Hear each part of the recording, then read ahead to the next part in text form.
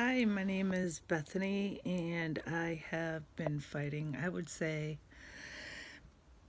probably since I was about 8 years old. First diagnosed with juvenile arthritis because I was walking the halls every night at bedtime with bone pain that was so extreme, I'd be in tears. Again, yeah, juvenile arthritis was what the doctors back then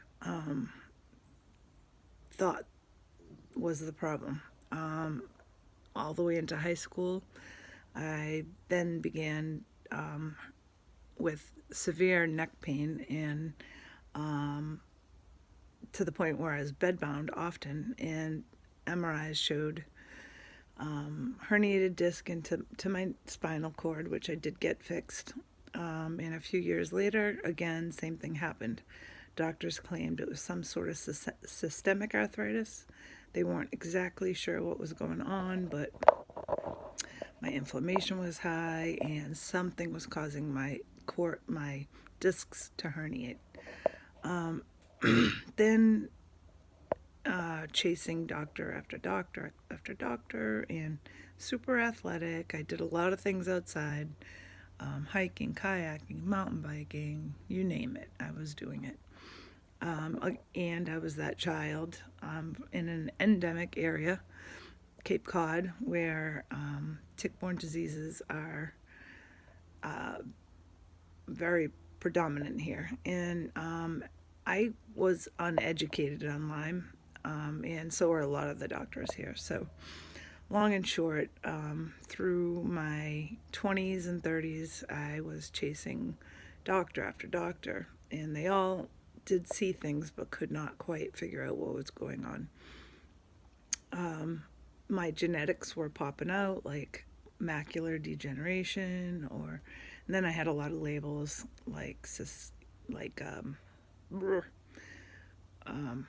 I was RA positive, or RH positive, and but I wasn't rheumatic or rheumatoid arthritis. No lupus, no Raynaud's syndrome. Everything has been ruled out. And then I went through a very, very stressful family time in life. And when that happened, my immune system clearly crashed, and I ended up with encephalitis, meningitis, and that's when the doctors found out I definitely did have Lyme, active Lyme. And so I was in the hospital for a week with IV, and they were treating my Lyme disease. I was released from the hospital, and that was with a wheelchair, which I am stubborn and definitely refused, which was a good thing. And I wasn't able to walk. My legs weren't moving properly, and I had drop foot. I had Bell's palsy, multiple other symptoms. Encephalitis makes you so that you can't even leave your dark bedroom. Again, I couldn't walk, so I had to have help walking to and from the bathroom, and that went on for about 2 years. I was in that time still with doctors, and I did continue treatment after the initial Lyme treatment because all doctors were concerned that I had co-infections, which yes, they did pop up, and I was treating all sorts of infections, including Lyme, and I was just getting sicker and sicker and sicker. This is antibiotic treatment, and then I also did holistic treatment. I did vitamin C infusions, glutathione, you name it, and actually those were somewhat helpful. But in that, everything's paid out of pocket, which that year of doing those types of holistic care treatment, which were pretty helpful, not curing me, not making it capable yet for me to walk perfectly or walk far, I guess. But definitely was helpful. So ran out of money, had to stop that treatment, and I'm I'm from Massachusetts, and I'm so grateful to be a part of the best healthcare in, I think, the world. And the doctors continued their treatment, antibiotic treatment, and like I said, holistic treatment. And then they went to clinical trials on me, stem cell, and I also did IVIG, sub QIG, and all these things had failed. Stem cell at that point had been proven, if you have an active Lyme, that Lyme will kill off the stem cells, which did happen to me. I began to feel better, but about 6 to 8 weeks later, I crashed again. So that's when I went on to IVIG to try to boost my immune system to take down these active infections that are a lot of times inside almost everybody's body, but usually if you have a decent immune system, you're not affected by these microorganisms that are inside of your body. So IVIG, what happened with that was it would in turn make me septic. I ended up with autoimmune encephalitis and in the hospital, ataxia, couldn't walk. So I had to stop IVIG. So then doctors' next steps were to try to do a much, much lower dose, sub QIG. And again, same thing happened. So IVIG had to get taken off the table. At one point, treating Babesia or babiosis, which is a co-infection I do have.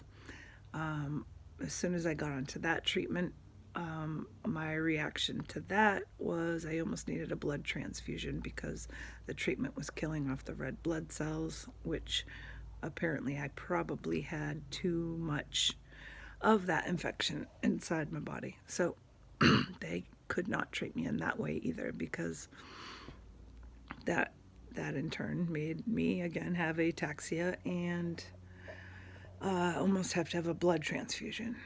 So after learning all of these things and going through plenty of trials, my main symptoms are brain fog. You can tell I don't speak completely clearly.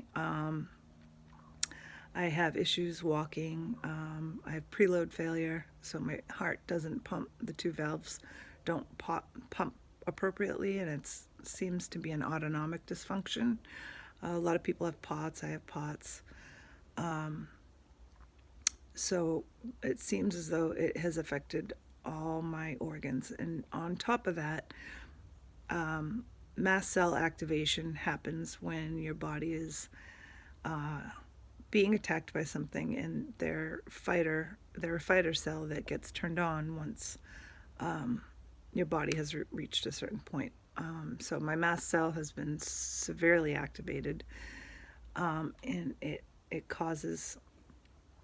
Everybody has different reactions with mast cell. For me, mine affects my heart. So if I take a hot shower or a cool breeze goes onto my legs when the rest of my body temperature is different, it causes my blood pressure to spike up so high it's actually dangerous, and then it will drop down really, really severely low. So it goes up and down, and I have this full-blown itch all over the body that is almost undescribable, other than it's almost like my small nerve endings on my skin almost itch so bad, but hurt and itch at the same time. And it puts me into a ball in a corner, shaking, and I can hardly breathe.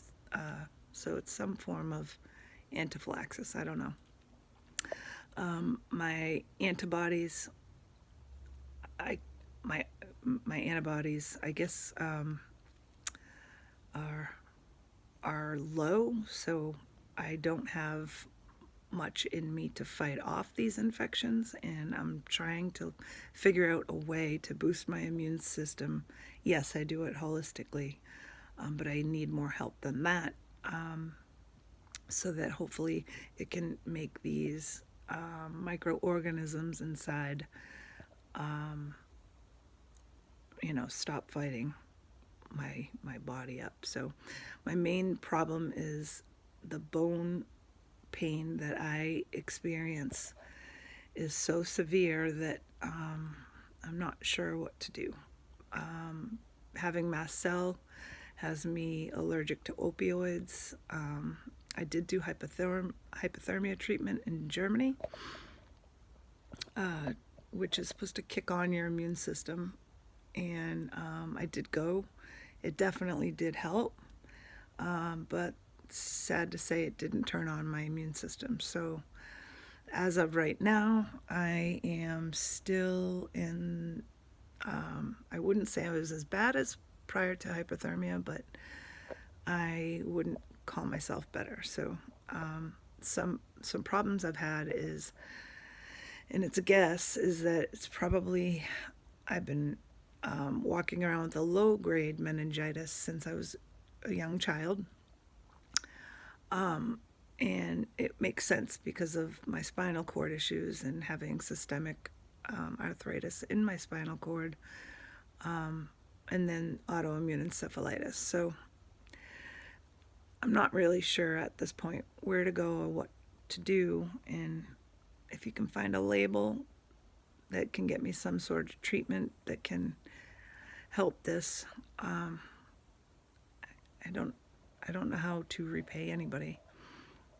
But I own a business. I live at home with my two daughters, and my two daughters have 15 and 17 have been incredible human beings. They have had to endure watching their mother suffer. I was out playing soccer with them their whole life, or hiking, or biking, and then I became a bed-bound mother and had to watch my children not necessarily take care of me, but do more than they should at their age, which has made them very compassionate, wonderful children. But I do want them to have their mother back. So if there's something you guys know that may help, please let me know. The only thing I have researched that I believe might be helpful is a fecal cell transplant. I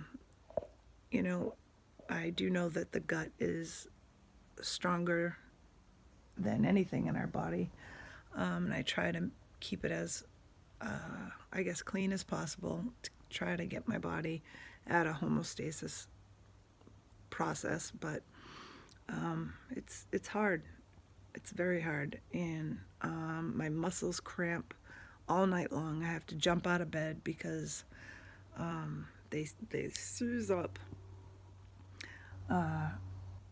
and I'm sure it's something genetic, and I just need help. Anybody that has anything somewhat like this, I would love some feedback, because I feel a bit lost right now. And the invisible illness is one of the hardest things to walk around with, because you can look so healthy, and when I do go out and about for the 1 hour, 2 hours, 3 hours that I do go out, that rest of the day I'm down, and people don't understand that. They believe that when they see me and I put my smile on, that everything's okay. Since Germany, which was I got back last December, I have yet to get any better than I was prior. So if anybody has any idea, any clue, that would be wonderful. And my fear is that my bone marrow isn't producing enough, and my mitochondria is not reproducing rapidly enough. I found that out in hypothermia when when you're in there for 6 hours and you are inducing a fever which kills down the bad cells, my body was not replicating. They almost had to pull me out both times because my body was not reproducing red blood cells, white blood cells, etc. Anyways, help.